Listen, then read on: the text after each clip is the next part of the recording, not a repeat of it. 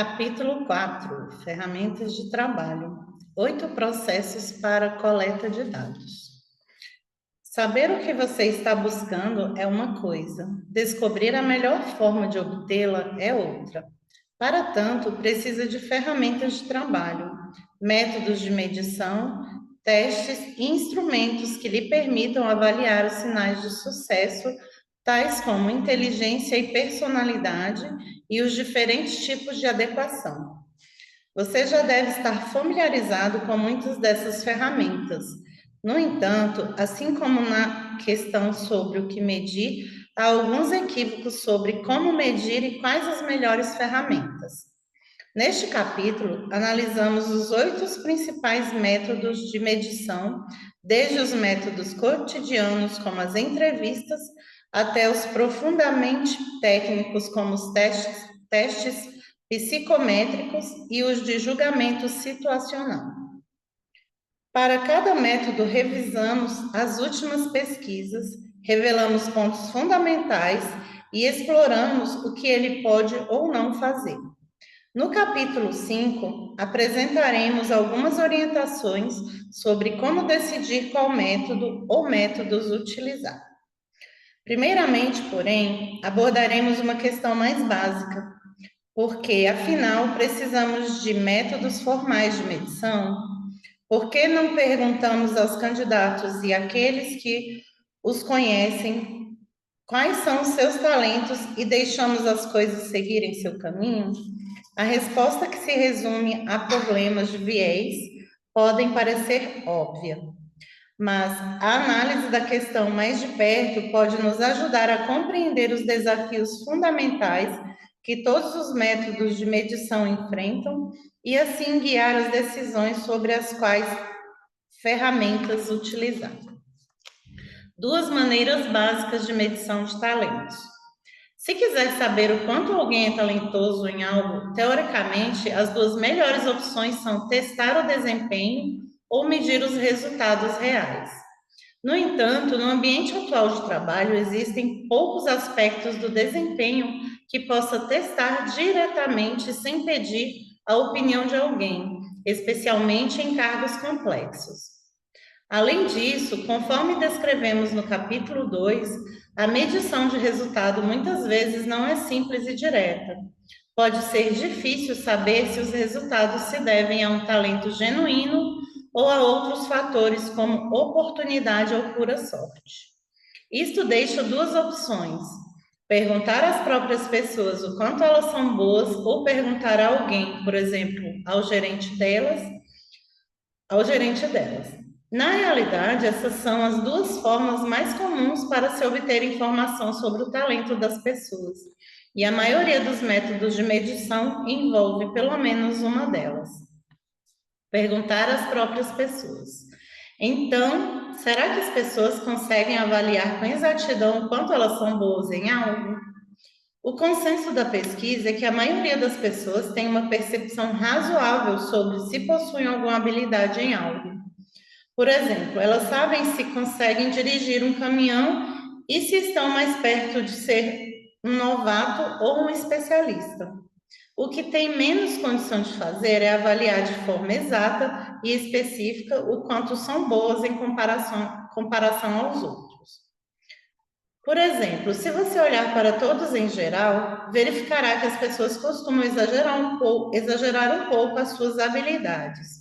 Isso ainda é mais verdadeiro quando acreditam que a avaliação terá alguma consequência para elas, como nas avaliações de desempenho ou em decisões durante processos de seleção. No entanto, esta tendência geral esconde algumas grandes diferenças individuais. As pessoas variam significativamente no seu grau pelo qual superestimam ou subestimam a si próprias.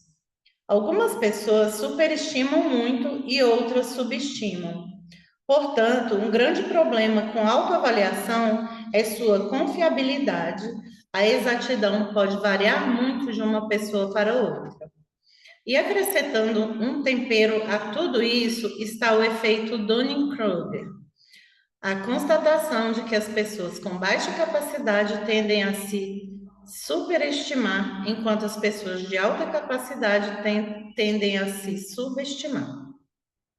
Essas tendências a superestimar e subestimar são exemplos daquilo que é formalmente chamado de viés de classificação, erros de julgamento ou distorção de resposta. São inimigos da medição exata e quase toda avaliação que faz é afetada em algum grau por elas. Algumas pessoas, por exemplo, costumam sempre responder positivamente a perguntas de sim ou não, ou verdadeiro ou falso. Outras costumam responder de forma mais moderada ou de forma mais extrema. As mulheres, por exemplo, tendem a dar classificação mais radicais do que os homens. E a pesquisa tem mostrado que diferenças culturais, demográficas ou geográficas também podem afetar a forma como as pessoas classificam a si próprias. Basta pensar na maneira britânica estereotipada de descrever algo que gosta como nada mal, em comparação com o norte-americano ótimo.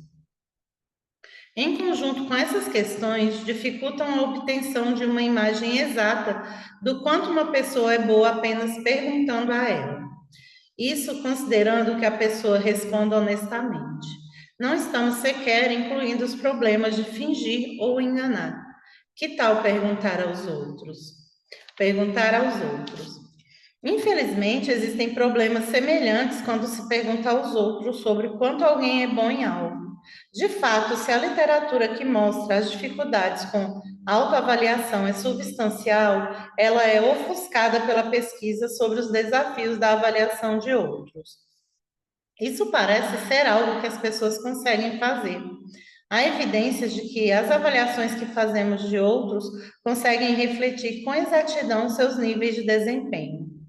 No entanto, quase todos os vieses de classificação que afetam nossa capacidade de nos avaliar também se aplicam à avaliação dos outros e a outras coisas também. Você já pode ter ouvido falar sobre algumas delas, como o efeito halo. É quando nossas avaliações de qualidades específicas dos indivíduos são influenciadas por nossa impressão geral sobre eles. Por isso, costumamos dar uma classificação mais elevada ao desempenho de pessoas que gostamos ou que achamos atraente do que as que não gostamos. Também é por isso que quase todo mundo, mesmo os avaliadores profissionais, costuma dar uma classificação mais elevada para o desempenho de altos executivos do que para os gerentes de nível hierárquico mais baixo. Outros vieses podem ser menos conhecidos. Por exemplo, é óbvio que é preciso conhecer alguém ou pelo menos ter tido a oportunidade de observar uma pessoa para avaliar sua capacidade em algo. No entanto, não é tão evidente que o fato de conhecer uma pessoa também pode prejudicar a exatidão do nosso julgamento. Os estudos apresentam opiniões diferentes sobre quanto tempo precisamos conhecer alguém para que este viés se revele.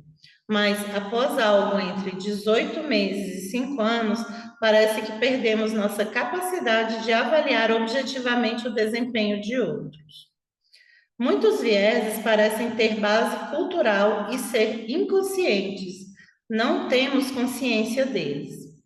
Parece que damos classificações mais elevadas para aqueles que são semelhantes a nós, mesmo não estando conscientes de que são semelhantes a nós. Por exemplo, se tem o mesmo perfil de personalidade. Depois, há o fato de sermos excessivamente influenciados pelas primeiras impressões, preconceitos e estereótipos. Decidimos muito rapidamente e tendemos a ouvir apenas as informações que reforçam nossas impressões iniciais. E para coroar, há a ironia de que, apesar de tudo isso em geral, somos muito confiantes em nossos julgamentos sobre os outros. Portanto, assim como nas autoavaliações, as classificações dos outros podem ser exatas, mas são notoriamente pouco confiáveis. Não importa o quanto gostamos de pensar que somos objetivos e livres de vieses, o fato sóbrio é que geralmente não somos. Na verdade, considerando todas essas questões, você poderia ser perdoado por achar incrível que alguém chegue a avaliar algo com exatidão. No entanto, nós o fazemos. Muitas vezes só precisamos de um pouco de ajuda. 8 métodos menos tendenciosos para medição de talentos ou adequação. É aqui que entram em cena os métodos de medição mais formais e estruturados. Eles são concebidos para tentar minimizar o impacto dos vieses e limitações que afligem todas as nossas fontes fundamentais de informação sobre o talento. Analisaremos 8 dos métodos mais comuns, que são eles: ferramentas de triagem de candidatos, entrevistas, testes psicométricos, centros de avaliação, teste de julgamento situacional, avaliação psicológica individual, feedback 360 graus, teste de amostra de trabalho, simulações e jogos. Para entender a eficácia de cada método, não analisaremos apenas suas validades preditivas, mas também como ele nos ajuda a superar os desafios básicos do viés. Para começar, iniciemos por onde para muitos processos de medição de talentos é o começo: ferramentas de triagem de candidatos. Ferramentas de triagem.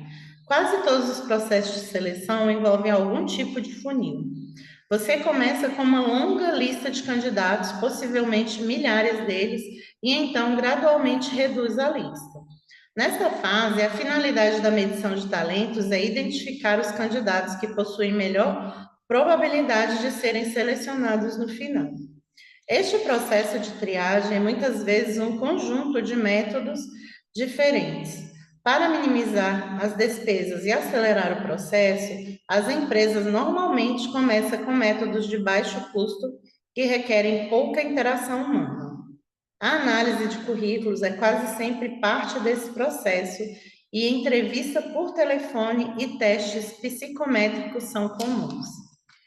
Os verificadores automáticos de currículo e o sistema de pontuação de formulário de candidatos que surgiram ao longo da última década estão atraindo as manchetes nessa área. Conforme seus nomes sugerem, os verificadores analisam diretamente os currículos das pessoas, enquanto as pontuações de inscritos analisam informações que os candidatos inserem em formulário online. Ambos envolvem informações fornecidas pelos candidatos que então são classificados de acordo com um algoritmo pré-programado ou sistema de pontuação. Esses algoritmos geralmente incluem os chamados itens de exclusão, fatores como status do visto de trabalho, que podem resultar em rejeição imediata do candidato. Outros itens e questões podem ser ponderados de acordo com as exigências do cargo. Em nossa experiência, esses sistemas são populares porque são rápidos e eficientes e porque o uso de algoritmo mecânico costuma ser considerado justo. Naturalmente, existem algumas limitações e desvantagens. O custo inicial de instalação pode ser alto, e esses sistemas não propiciam o nível de experiência do candidato que muitas empresas gostariam de oferecer a seus candidatos mais graduados. De fato, os candidatos em todos os níveis hierárquicos odeiam os longos formulários de inscrição, embora um erro comum seja as empresas coletarem mais informações do que necessitam. Existe também a questão de que os sistemas automatizados podem reduzir a diversidade, pois podem excluir candidatos com formações não tradicionais. 3 tendências da triagem devem ser mencionadas. Em primeiro lugar, as empresas estão cada vez mais utilizando a seleção por autoavaliação. Elas são abertas e claras sobre os critérios de seleção, de modo que aqueles que sabem que não conseguirão passar optam por não se candidatar. Em segundo, é o crescimento dos verificadores online de referências, que são efetivamente ferramentas de feedback 360 graus. Eles tornam a verificação de referência fácil e rápida, e por isso algumas empresas estão incluindo os verificadores em seu processo de triagem. Essas ferramentas são inegavelmente atraentes e impressionantes. No entanto, ainda não se sabe se ajudarão as empresas a superar o eterno problema das referências, a má qualidade da informação que fornecem. Finalmente, há uma tendência entre algumas organizações de utilizar informações do feedback, LinkedIn e de outras redes sociais online. Isto parece ser bastante comum. Uma pesquisa de 2012 constatou que 29% das empresas achavam que as informações sobre candidatos nos sites de mídia social podem ser úteis. Nossas opiniões sobre este assunto são simples e diretas. Consultar sites públicos concebidos para uso empresarial, como o LinkedIn, parece inteiramente natural e não mais útil ou prejudicial do que analisar um currículo. Entretanto, algumas empresas têm ido mais longe e estão agora solicitando aos candidatos que forneçam suas senhas do Facebook para que os recrutadores possam analisar o conteúdo do site. Se estiver pensando em fazer isso, nosso conselho é simples: não faça. Isso se tornou uma questão política e legal nos Estados Unidos e em outros países, à medida que reclamações têm surgido de que este tipo de procedimento viola a privacidade pessoal. Leis que impedem essa prática já foram aprovadas por alguns estados americanos e outros provavelmente seguirão o exemplo. Mesmo pondo de lado as questões morais e legais, não há evidência de que esta seja uma maneira eficaz de prever o desempenho no ambiente de trabalho. Ferramentas de triagem. Quando utilizar nos estágios iniciais de um processo de recrutamento, as ferramentas automáticas podem ser úteis quando você tem um grande número de candidatos e dispõe de verba orçamentária para os custos iniciais de instalação. Possíveis benefícios. Pode permitir a redução eficiente e eficaz de um grande número de candidatos para apenas aqueles com maior probabilidade de sucesso. Ressalvas e preocupações. A fórmula de pontuação precisa ser eficaz para que o sistema funcione, e isso pode requerer tempo e esforço para ser assegurado. Falta pesquisa sobre a exatidão da previsão desses sistemas e eles podem ter um impacto negativo sobre a diversidade dos candidatos bem-sucedidos. Puramente com base em sua eficiência, as ferramentas de triagem continuarão a ser um componente importante nos processos de contratação de muitas empresas. Seu aspecto automatizado reduz o impacto dos vieses de classificação e, portanto, aumenta a exatidão. No entanto, essas ferramentas dependem do sistema de pontuação utilizados, de modo que o desafio é como fazer essa pontuação de forma correta. Infelizmente, a importância disso é, por vezes, ignorada ou é mascarada pelas elegantes interfaces desses novos sistemas reluzentes. Além do mais, até o momento faltam investigações independentes para saber se realmente conseguem fornecer os benefícios que prometem. Cautela e um olhar atento aos resultados são, portanto, recomendadas. Entrevistas. Hoje, as entrevistas representam o método de medição mais utilizado, provavelmente por causa do desejo natural de querer encontrar as pessoas antes de tomar qualquer decisão sobre elas. Pesquisas têm demonstrado que entrevistas bem feitas podem levar a julgamentos exatos. Elas costumam ser utilizadas para medir competências e parecem medir aspectos diferentes dos medidos pelos testes de inteligência e personalidade, pois conseguem fornecer uma validade incremental em relação a eles. No entanto, entrevistas são baseadas em interação social e na avaliação dos outros, e, portanto, estão abertas a todo tipo de vieses. Isto significa que elas podem não ser confiáveis como fontes de informações, já que os entrevistadores podem variar consideravelmente na forma como classificam o mesmo candidato.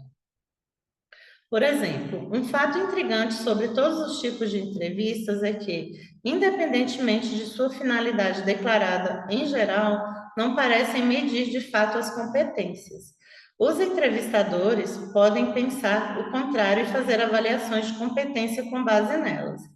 No entanto, na maioria dos casos, o que parece que estão realmente julgando nos candidatos é uma mistura do quanto são socialmente hábeis e o grau com que fizeram este tipo de trabalho antes. Além do mais, a partir da nossa própria pesquisa, sabemos que isto parece ser verdade, independentemente de quanto a entrevista foi de quanto o entrevistador foi treinado. Mesmo os avaliadores profissionais apresentam esse problema. Parece que temos uma tendência natural a nos concentrar em apenas em aspectos específicos, como o quanto as pessoas são inteligentes ou simpáticas. Então, baseamos nossos julgamentos nesses fatores, em vez de nas competências que supostamente estamos medindo. Para combater este viés inerente às entrevistas, os pesquisadores consideram que a melhor solução seria acrescentar estrutura. De fato, o estudo descreveu 15 componentes separados da estrutura.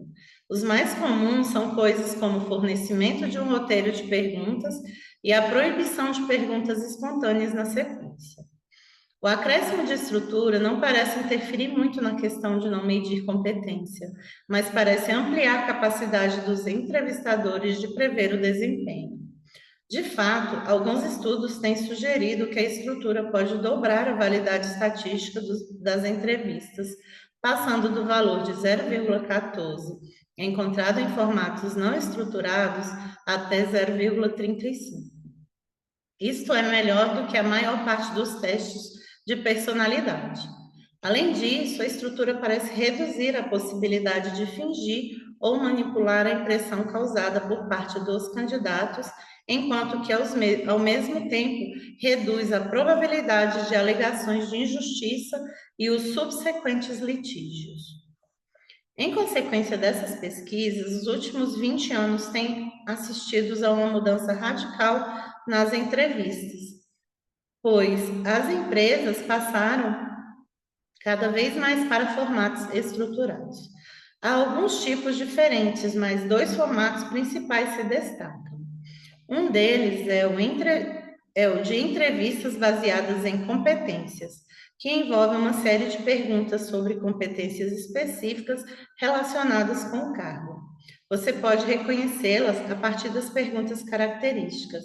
Descreva o momento em que você, ou dê um exemplo de quando você. O outro é o de entrevistas situacionais, que faz perguntas sobre situações hipotéticas segundo o modelo. O que você faria se? Tem havido muita discussão sobre qual tipo seria melhor e as evidências são mistas. Em geral, a conclusão foi de que perguntas sobre o que as pessoas têm feito permitem julgamentos mais exatos do que perguntas hipotéticas sobre o que elas fariam. Há também algumas observações no sentido de que as entrevistas situacionais conseguem medir a capacidade de solução de problema tanto quanto qualquer outra ferramenta e, portanto, oferecem uma menor validade incremental para os testes de inteligência. Entretanto, apesar do entusiasmo quase evangélico em relação à estrutura por parte de alguns proponentes, a abordagem tem críticas.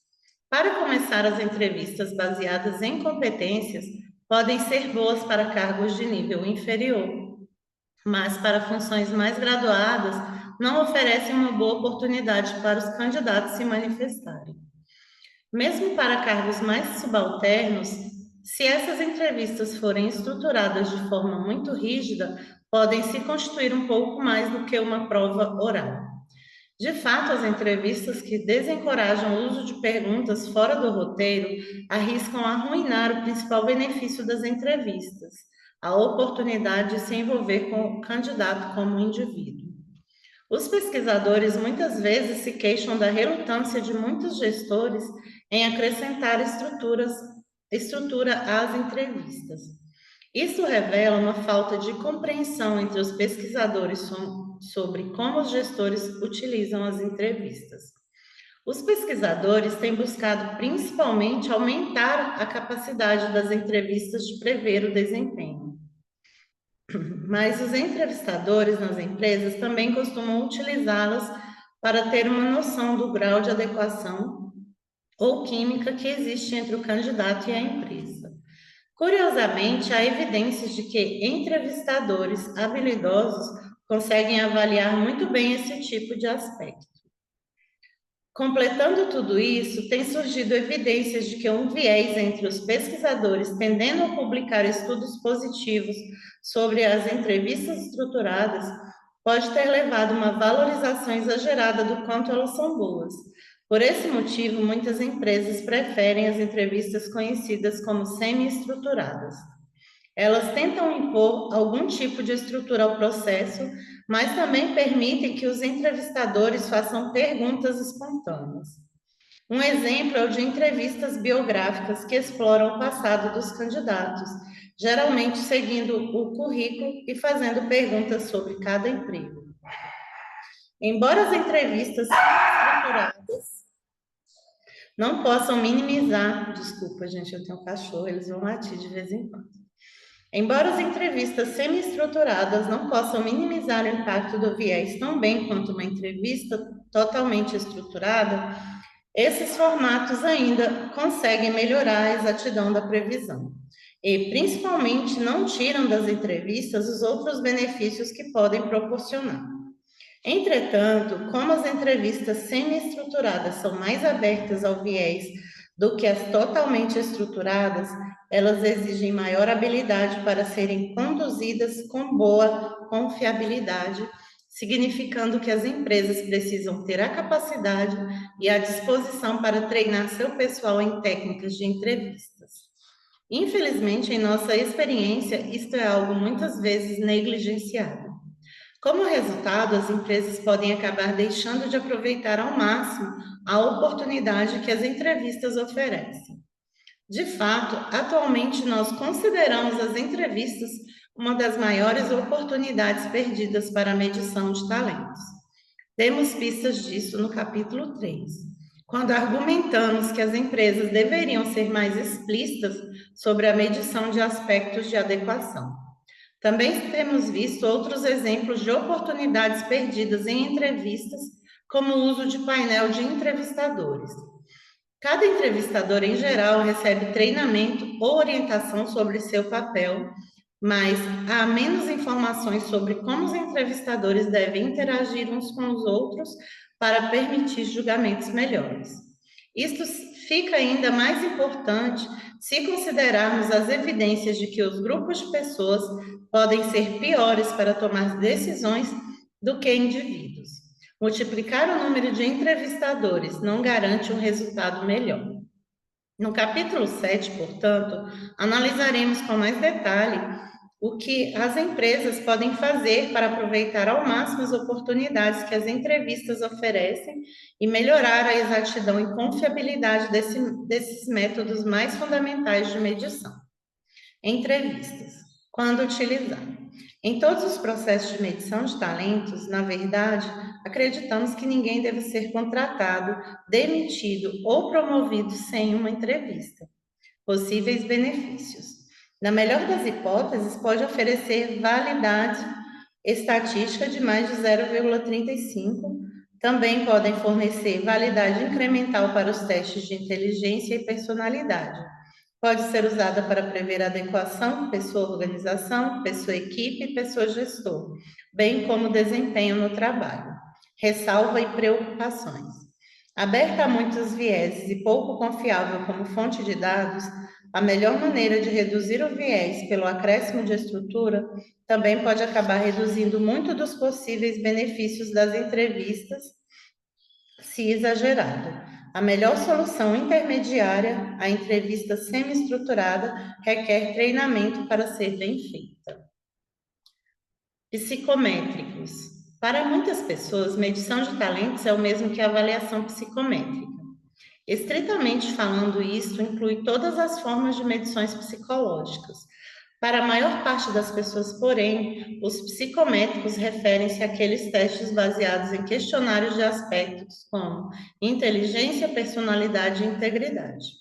Alguns deles são testes de desempenho, como as medições de inteligência, mas muitos envolvem pessoas fazendo uma autoavaliação em resposta a perguntas, abrindo assim os testes aos vieses de classificação. No entanto, selecionando cuidadosamente as perguntas que serão feitas e formulando-as de determinadas maneiras, testes bem construídos podem reduzir o impacto desses vieses e alcançar bons níveis de exatidão. Apesar disso, a suspeita persiste. Estudos mostram que os gestores dão maior valor às informações sobre os candidatos quando são obtidas a partir de entrevistas do que quando são medidas por testes psicométricos. Parecem confiar mais em seus instintos do que na ciência. Parte dessa desconfiança provém de persistentes preocupações sobre simulação e trapaça. Outro problema é a preocupação com a qualidade de alguns testes psicométricos. Algumas pessoas não estão convencidas de que elas funcionem, e, francamente, quem pode culpá-las por suas dúvidas? Muitas pessoas conseguem se lembrar dos relatórios gerados por computador de uma década atrás que tentavam fornecer alguma interpretação das pontuações. Os usuários inicialmente gostavam dos relatórios, porque ajudavam a entender os resultados. Ainda assim, por vezes, esses relatórios pareciam não ser muito melhores do que um horóscopo. Além disso, ao longo dos últimos 10 anos, houve um aumento brutal do número de testes disponíveis no mercado. O desafio para empresas e que ameaça minar a indústria de testes psicométricos é que, embora alguns testes sejam excelentes, muitos são extremamente ruins e as organizações podem ter dificuldades para constatar a diferença.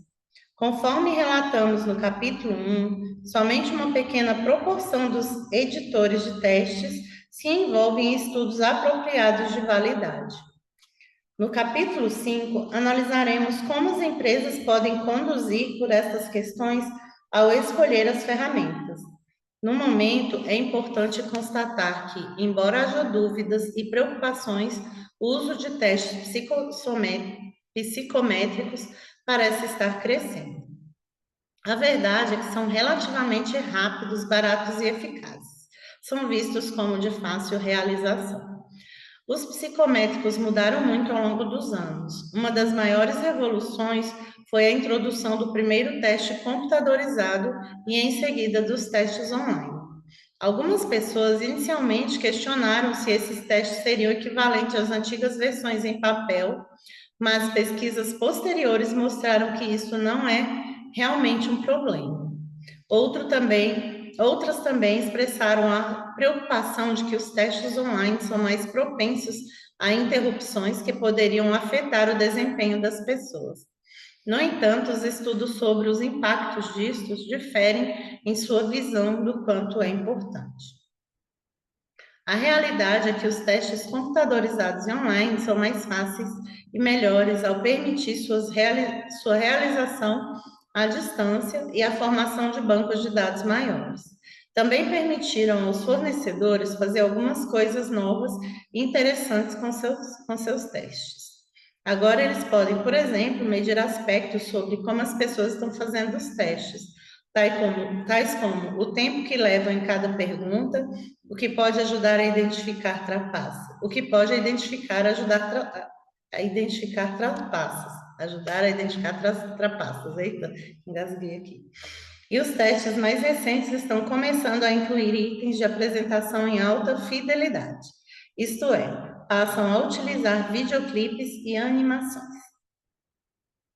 Uma segunda evolução importante foi o surgimento de novas formas de pontuar os testes, tais como testes adaptativos computadorizados.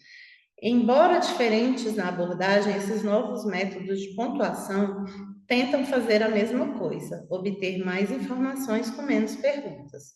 Nos testes psicométricos tradicionais, os examinandos respondem a um conjunto de perguntas pré-determinadas, mas com os testes adaptativos computadorizados, o teste se adapta a cada examinando. Em caso de resposta errada a uma pergunta, o teste lhes dá uma mais fácil da próxima vez. Caso respondam certo, o teste lhes dá uma mais difícil. Isso permite que o teste determine rapidamente o nível de habilidade das pessoas. As organizações também ficam, de modo geral, entusiasmadas com essas inovações, pois permitem testes mais curtos. De fato, os dias dos testes de personalidade de 1 hora de duração parecem contados diante de novos testes que alegam oferecer validades semelhantes em apenas 20 minutos.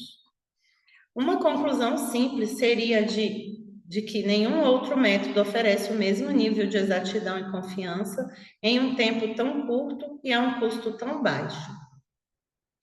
No entanto, aqui há um problema, pois os testes psicométricos possuem um ponto fraco oculto e bem grande.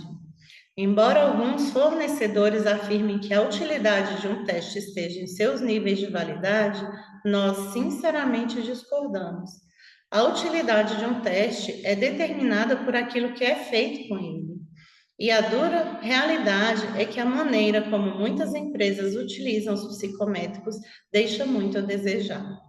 Os resultados são muitas vezes ignorados ou excessivamente reverenciados como medições definitivas que identificam toda a complexidade que vale a pena saber sobre as pessoas.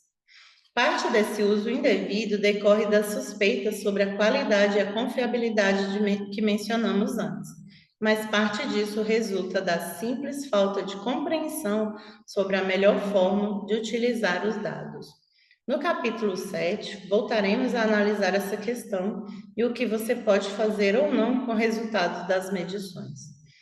Os testes psicométricos podem ser o epítome da medição de talentos e uma parte fundamental de seu futuro, mas eles precisam ser manuseados com cuidados. Psicométricos, quando utilizar.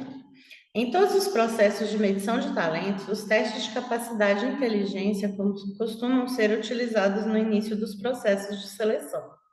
Os testes de personalidade, valores e atitudes costumam ser utilizados mais tarde na avaliação, geralmente em conjunto com uma entrevista. Possíveis benefícios: relativamente rápidos, baratos e exatos.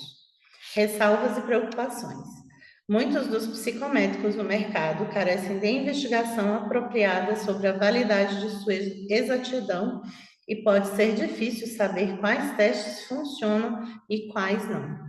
Além disso, os resultados psicométricos necessitam de mais trabalho e de um tratamento mais cuidadoso do que os resultados de vários outros processos de medição. Centros de avaliação. Os centros de avaliação têm sido apontados por muito tempo como um padrão ouro da medição de talentos. Em seu formato clássico, envolve vários avaliadores que observam um grupo de participantes durante diversos exercícios e testes e que os classificam em uma série de competências. Efetivamente, portanto, são uma coleção de outros métodos ainda que também sejam mais do que a soma de suas partes. Ao envolver pontuações de testes e várias classificações de avaliadores, dão a impressão de conseguir minimizar o impacto dos vieses dos classificadores e produzir julgamentos confiáveis. Assim, parecem conseguir bons julgamentos preditivos com relatos de validade estatística em torno de 0,40. Isto é superior às entrevistas e aos testes de personalidade, mas inferior aos testes de inteligência. As Forças Armadas Alemãs, na década de 1920, recebem amplamente o crédito de ter iniciado o conceito de centro de avaliação como forma de selecionar soldados, embora o termo tenha sido cunhado nos anos 1930 por um professor de Harvard. No entanto, somente na década de 1970 é que os centros de avaliação realmente passaram a ser adotados pelas empresas. As melhores práticas sobre como desenvolvê-los e conduzi-los estão agora bem documentados, e há inúmeros livros a este respeito, mas ao longo dos anos surgiram 3 questões muito interessantes. Em primeiro lugar, os centros de avaliação são concebidos para medir competências. No entanto, existe agora um conjunto substancial de evidências mostrando que, do mesmo modo que as entrevistas podem muitas vezes não fazê-lo realmente. As evidências sugerem, então, que, embora os avaliadores possam parecer medir várias competências, o que muitas vezes estão realmente observando e avaliando é o desempenho geral em cada exercício.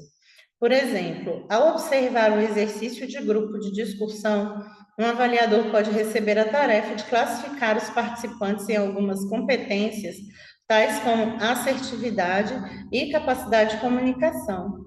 No entanto, análises estatísticas mostram que, com muita frequência, ainda que estejam dando classificação em separado para essas duas competências, aquilo que eles estão realmente avaliando é a capacidade de se sair bem em um exercício de discussão. A consequência prática é que, ao escolher ou desenvolver centros de avaliação, você deve se preocupar não tanto em como eles medem competências específicas, mas em quais exercícios utilizam e sua relevância para aquilo que estiver tentando medir. Em segundo, os centros não parecem funcionar tão bem quanto costumavam fazer. Os níveis de validade estatísticas parecem estar caindo com um relatório recente de meta-análise, publicando níveis em torno de 0,27. Se isso for verdade, então os centros de avaliação perderam em uma década um quarto de seu poder de previsão. Têm sido sugeridas algumas teorias diferentes sobre o motivo para isso, mas a mais convincente é que a qualidade dos centros de avaliação parece estar diminuindo. Alguns pesquisadores se preocupam com o uso crescente de centros já existentes no mercado, que não estão suficientemente adaptados às necessidades das organizações. Outros citam um número preocupantemente elevado de competências que muitos centros tentam medir. Um estudo recente, por exemplo, descobriu que 25% deles medem 11 ou mais competências e mais de 75% utilizam 5 ou menos exercícios para fazê-los. Finalmente, têm surgido algumas preocupações sobre a falta de treinamento oferecido aos avaliadores. Tal como acontece com qualquer outro produto, se o seu desenvolvimento estiver distribuído por toda uma gama de fornecedores não regulamentados, a qualidade do trabalho de cada fornecedor poderá variar e a qualidade geral do produto inevitavelmente cairá. Em nossa opinião, é exatamente isso que vem acontecendo com os centros de avaliação. Do mesmo modo que os psicométricos fica difícil saber quando você está recebendo um produto de qualidade. Porém, a culpa não é apenas do mercado. As pressões de custo na implantação de centros de avaliação frequentemente significam que as empresas cedem em termos de qualidade durante seu desenvolvimento e implantação. Essas concessões são compreensíveis, mas cada uma delas diminui a validade dos centros de avaliação. A terceira questão é muito recente. O uso de centros de avaliação parece estar diminuindo rapidamente, especialmente nos Estados Unidos. Os motivos parecem ser a crescente disponibilidade de métodos virtuais, como os testes psicométricos e entrevistas online, além do desejo de reduzir custos.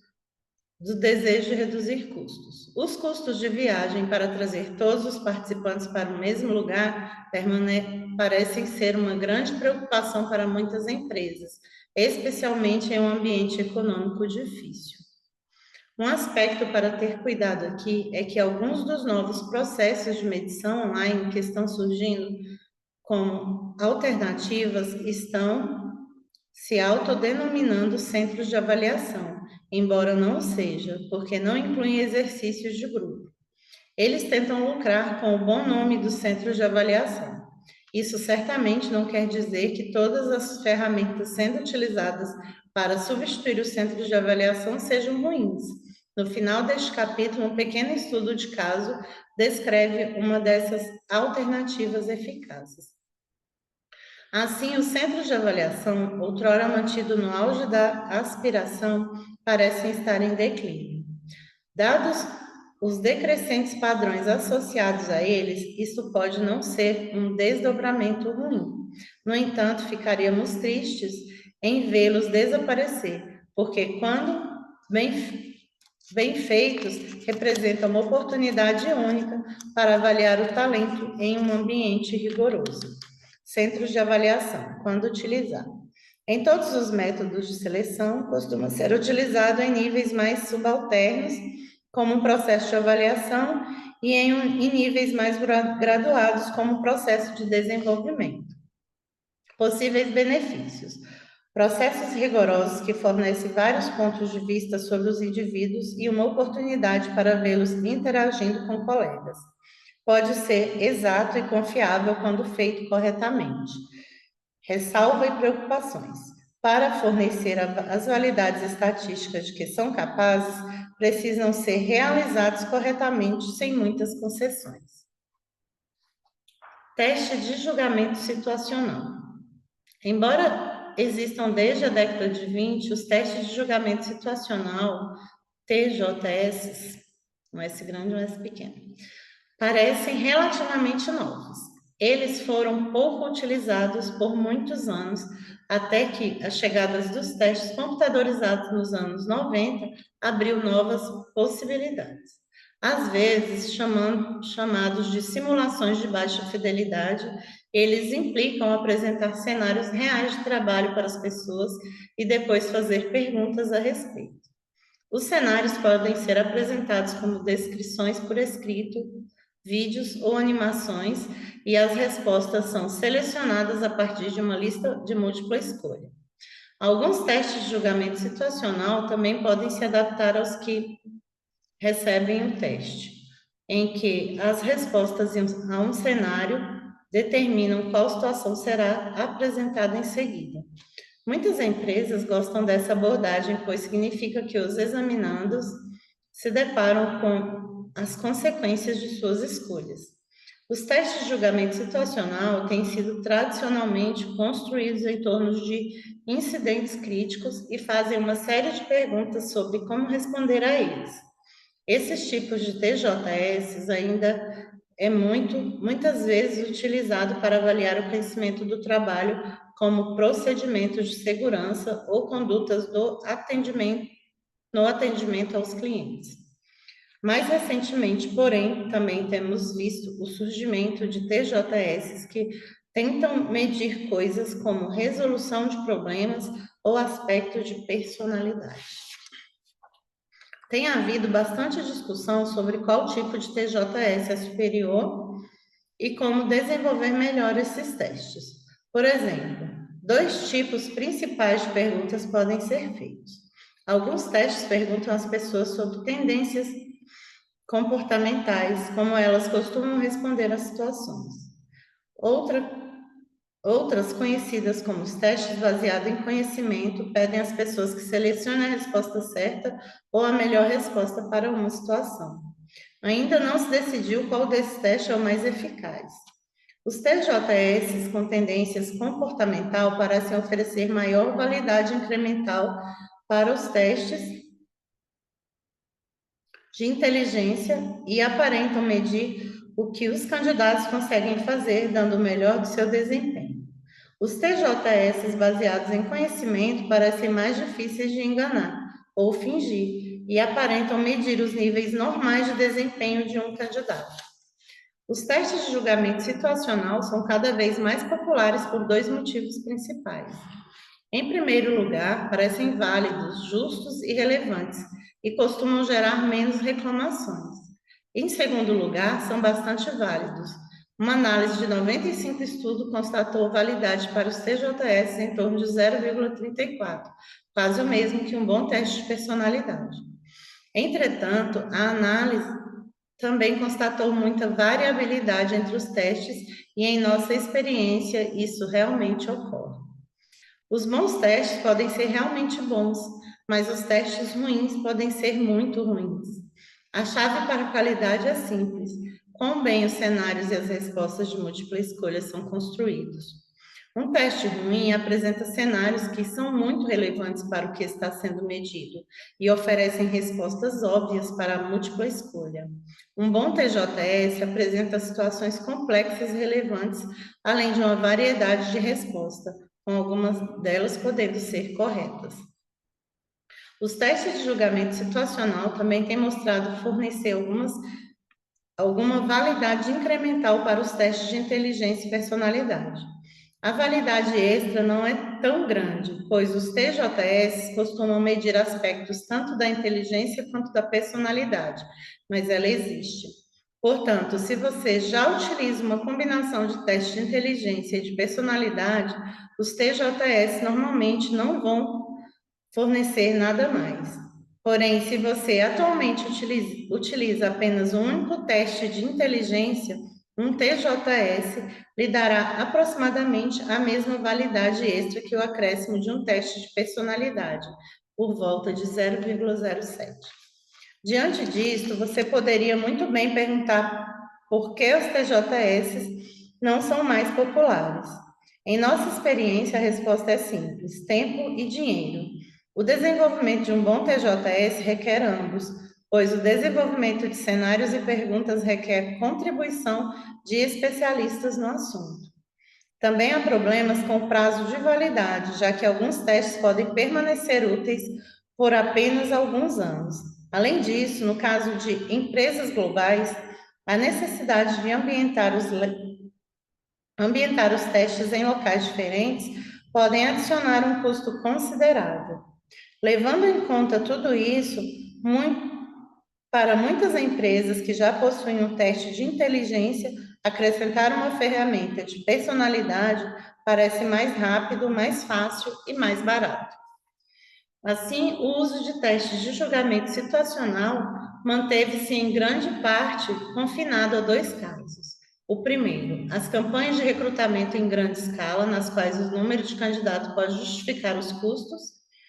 Vimos recentemente alguns exemplos interessantes disso em empresas de varejo e de atendimento ao cliente utilizando TJS baseados em vídeo. O segundo caso é quando os testes de habilidades específicas é considerado importante. Na análise de necessidade de treinamento, por exemplo, uma empresa pode precisar identificar se os funcionários necessitam de treinamento em questões relacionadas com a segurança. Portanto, os testes de julgamento situacional são um pacote misto, às vezes podem não valer o esforço, mas se você tiver uma necessidade bem determinada e o compromisso de desenvolvê-los, bem dificilmente serão superados. Testes de julgamento situacional. Quando utilizar? Análise de necessidade de treinamento ou campanhas, de recrutamento em grande escala, de preferências confinados a determinadas regiões. Possíveis benefícios: fácil de ser executado, desde que o processo automatizado possa ser concluído virtualmente, considerando justo e pode oferecer bons níveis de validade. Ressalva as preocupações: precisa ser bem concebido para fornecer os benefícios descritos e pode precisar de mais manutenção e contínuo desenvolvimento do que alguns outros métodos. Esse capítulo ele é muito longo, então eu vou interromper aqui e vou fazer um outro vídeo com a continuação do capítulo, beleza?